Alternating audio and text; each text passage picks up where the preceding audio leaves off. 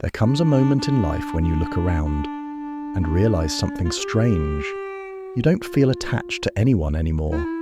Not the way you used to. Not the way you're supposed to. You smile, you talk, you interact. But nothing sinks deep. Nothing sticks. People feel close, but also somehow far away. Like silhouettes you can see but not touch.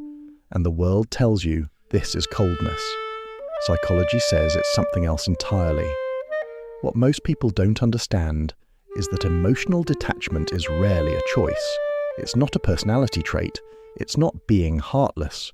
It's a response, a reaction, a quiet shifting inside the mind after years of being disappointed, misunderstood, or emotionally stretched beyond capacity.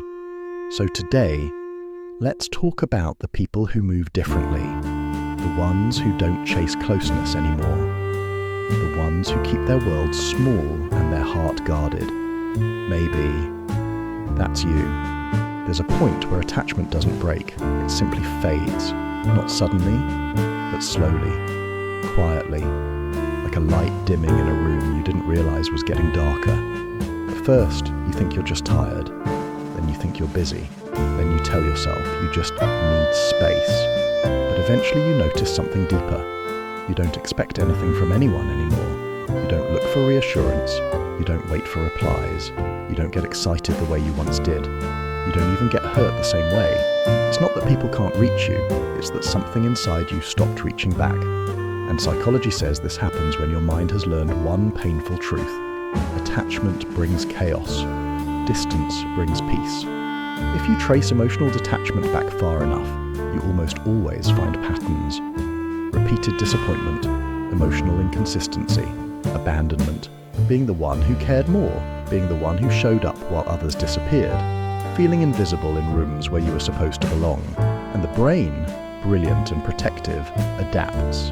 It stops assigning emotional weight to people. It stops giving importance to connections that feel temporary. It stops offering depth where depth is never returned. Eventually you learn a survival mechanism disguised as personality. Don't attach, just exist. The truth is, you were not born this way.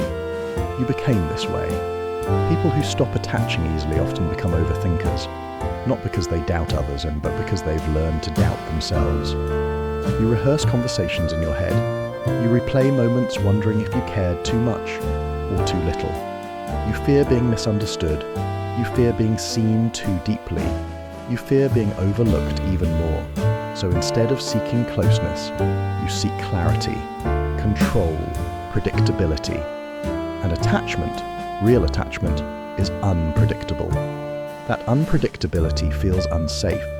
So your mind chooses silence, distance, emotional minimalism. Not because you don't want love, but because you're tired of chasing storms that only leave you drenched. People think you're detached because you don't care.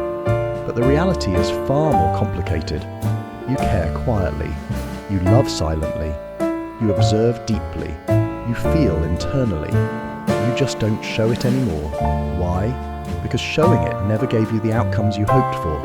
Because vulnerability felt one-sided. Because your softness became a story people took advantage of. So you built boundaries so subtle that even you forget they're there. You say, I'm fine.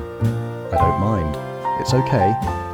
But inside, you're simply protecting the small amount of emotional energy you have left. Not cold, just careful. Psychology has a name for this shift, an attachment shutdown, when your nervous system decides no more emotional risk, not right now. It's not a failure, it's not a flaw, it's not a sign that you're incapable of love, it's a freeze response. A psychological pause button. Your mind activates when connection starts to feel like danger instead of comfort. It says, let me protect you until you feel safe again. Your mind isn't rejecting people, it's shielding you from reliving old wounds. If you've been feeling this, pay attention. You're not incapable of attachment. You're emotionally exhausted. Look at the signs. You get drained quickly by social interaction. You feel neutral toward people you care about. You prefer solitude, not because it's easier, but because it's safer. You get overwhelmed by emotional expectations. You avoid conflict because you have no energy left for it. You like people, but but from a distance. You no longer chase clarity, you choose silence. This isn't coldness, it's survival. Your heart hasn't closed, it's resting. And deep down, you still want connection. You still want someone who understands the way you think. Someone who makes you feel seen without asking you to be loud. Someone who doesn't drain you or confuse you or make you question your worth. You haven't stopped wanting closeness, you've just stopped wanting chaos. There's a difference. Here's the truth. Psychology rarely phrases this gently. Attachment comes back, slowly, softly, on its own timeline. Not with everyone, not immediately, but with the right emotional environment. One honest conversation, one safe person, one moment of being understood can reopen parts of you thought were gone forever. And when it happens, it won't feel dramatic. It'll feel like a quiet warmth returning to a place inside you that has been cold for too long. You're not detached, you're healing, you're recalibrating, you're learning to protect yourself in the only way your mind knows how.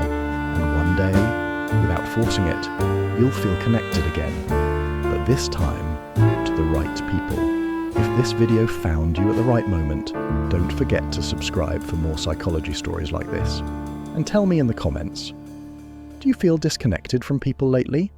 Or from your past version of yourself? Your answer might help someone else feel less alone.